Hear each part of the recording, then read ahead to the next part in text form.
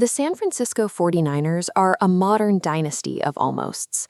Year after year, they build a roster that dominates the regular season, only to stall out right before they can claim the Lombardi Trophy.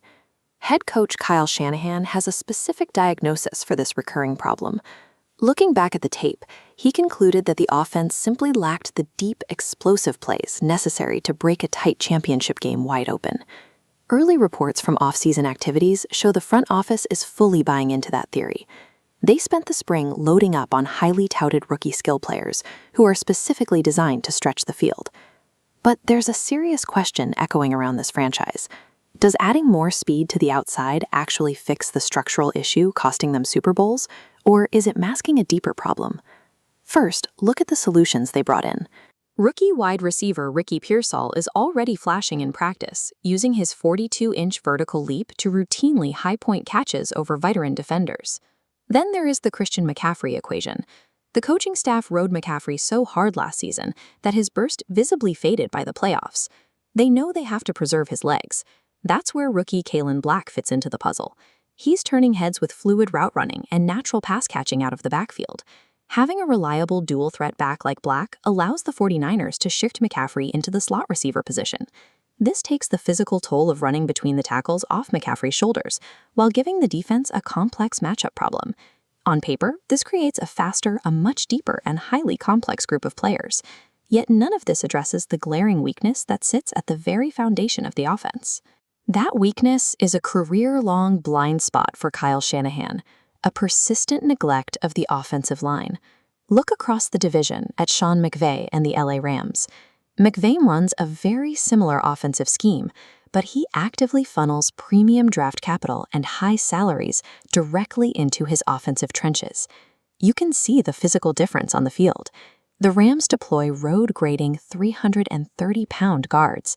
The 49ers continuously try to patch their interior line together with late-round draft picks and bargain bin veterans.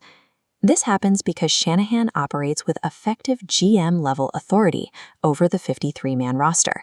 In his mind, perfect execution of his passing scheme is more important than having raw, overwhelming physical mass up front. That specific roster-building choice has a clear consequence. It virtually guarantees the 49ers will get physically bullied at the line of scrimmage when the games matter most. The player absorbing the impact of that consequence is Brock Purdy.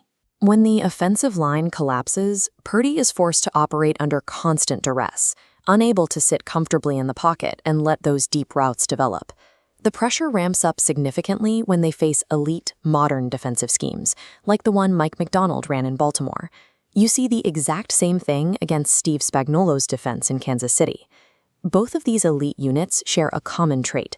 They know exactly how to expose and collapse a lightweight offensive line. Against these top-tier fronts, Shanahan's manufactured explosiveness is neutralized. It doesn't matter how fast a receiver runs a post route if the defense overpowers the offensive guards 2 seconds after the snap. Brock Purdy's struggles in the biggest games are the direct result of a roster construction that leaves its quarterback exposed to elite defensive pressure. To understand why the 49ers refuse to change this approach, you have to look at what you could call the cost of loyalty. San Francisco has built a highly praised familial culture. Players like Colton McKivitz openly talk about taking team-friendly deals just to stay in the building. The front office leans on that culture to justify keeping their core of highly paid, star-studded veteran playmakers completely intact.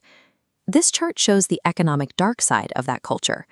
By tying up the vast majority of the salary cap in those veteran skill players, the team leaves themselves essentially zero financial flexibility to acquire premium offensive linemen. As the timeline advances through the years, that massive slice taken up by skill position players refuses to shrink. This rigid cap structure traps the front office, forcing them to perpetually hunt for cheap explosiveness in the draft, instead of spending cash to fix their blocking. The 49ers' greatest organizational strength, their incredible roster cohesion, is the exact financial mechanism preventing them from fixing their most fatal flaw. This dynamic has sparked a critique that the 49ers' current model functions more like a business protecting its assets than a team ruthlessly hunting a ring. The front office prioritizes roster continuity and a high floor, ensuring they are always competitive and relevant. Yet they consistently stop short of the aggressive roster moves required to shore up the offensive line. The new additions of Pearsall, Cowing, and Black will make this upcoming regular season wildly entertaining. The offense will undoubtedly put up huge numbers, but until Kyle Shanahan and the front office accept that Super Bowls are won with physical, heavy-handed dominance in the trenches, this top-tier offense will continue to be held back by its physical limits.